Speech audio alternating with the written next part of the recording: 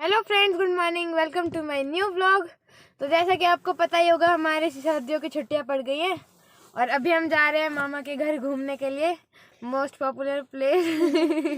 और छुट्टियों में तो हर कोई उधर ही जाता है और बहुत मज़े आते हैं मामा घर। और हम तो बहुत ज़्यादा एक्साइटेड हो रहे हैं और सब कुछ पैक करके अंदर रख दिया है।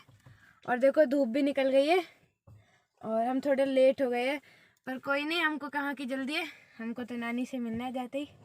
तो हम बहुत ज़्यादा एक्साइटेड है।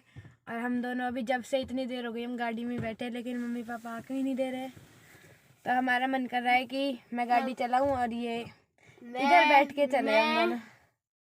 मैं चलाता हूँ गाड़ी, ये साइड बैठेंगी। सही है, हम दोनों ही चले जाते हैं। जब इनको नहीं आना, इतनी देर हो गई भाई, हम इधर ही बैठे, काले हो गए बैठे बैठे, हम धूप सेक रहे हैं यहाँ पे।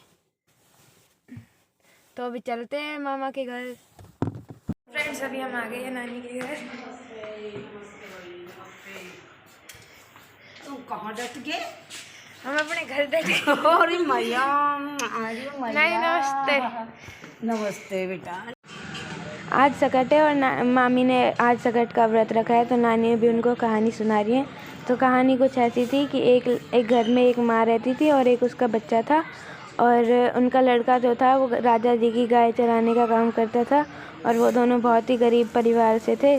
तो जो राजा जी की गाय चराता था, तो उसके कुछ पड़ोसी ने बोला कि जो तुम्हारी माँ है वो तुम्हारे जाने के बाद अच्छे अच्छे पकवान बनाकर खाती है।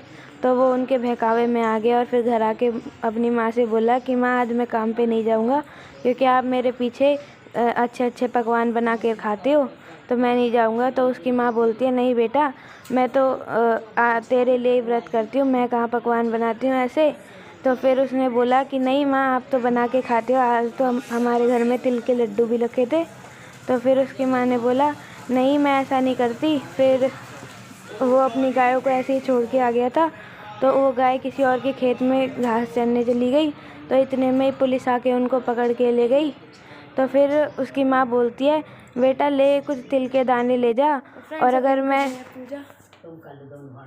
अगर तुझे कोई भी मुसीबत लगे तो ये 2-4 दाने अपने आगे डाल के और बोल देना कि अगर मेरी माँ सच्चे व्रत करती थी मेरे, तो ये मुसीबत यहाँ से टल जाए। तो कुछ ऐसा ही होता है, वो जब जेल में जाता है तो उसे एहसास होता है कि ये बहुत बड़ी मुसीबत है। तो वो ऐसा ही करता है, अपने सामने 2-4 दाने डाल देता है और बोलता है अगर मेरी माँ अच्छी व्रत करती थी मेरे, तो मेरी यह मुसीबत टल जाए। तो कुछ ऐसा ही होता है। फिर शाम को जो सिपाही थे वो आते हैं और बोलते हैं तुम्हारे रिहा कर दिया गया है, और शाम को वो जेल से छूट जाता है। फिर रास्ते में आते वक्त उसको सांप मिलता है, फिर उसको वो भी बड़ी मुसीबत लगती है। तो फिर वो बोलता है अगर मेरी माँ सच्चे व्रत करती थी तो ये सांप रस्सी में बदल जाए। तो फिर वो जैसे ही आगे जाता है तो वो सांप रस्सी में बदल जाता है। फिर उसको एहसास होता है, तो फिर वो भागकर अपने वापस घर जाता है और बोलता है कि माँ, तुम तो मेरे सच्चे व्रत करती थी और अब मुझे पता लग गया। तो उसकी माँ बोलती है कि बेटा, मैं तो तुम्हारे लिए सच्चे व्रत करती थी और कोई भी माँ नहीं चाहती कि उसका बेटा किसी मुसीबत में पड़े, और ना ही वो किसी के पीछे कुछ बनाकर खाती है। और ये 5 लड्डू मैंने इसलिए बनाए थे, एक गाय के लिए, एक कुत्ते के लिए, एक भगवान के लिए, एक तेरे लिए और एक मेरे लिए। और कभी भी मैंने ऐसा कुछ नहीं किया, और एक माँ से बढ़कर अपने बच्चे के लिए कोई नहीं सोच सकता। तो इसी से हमें भी एक बहुत बड़ी प्रेरणा मिलती है।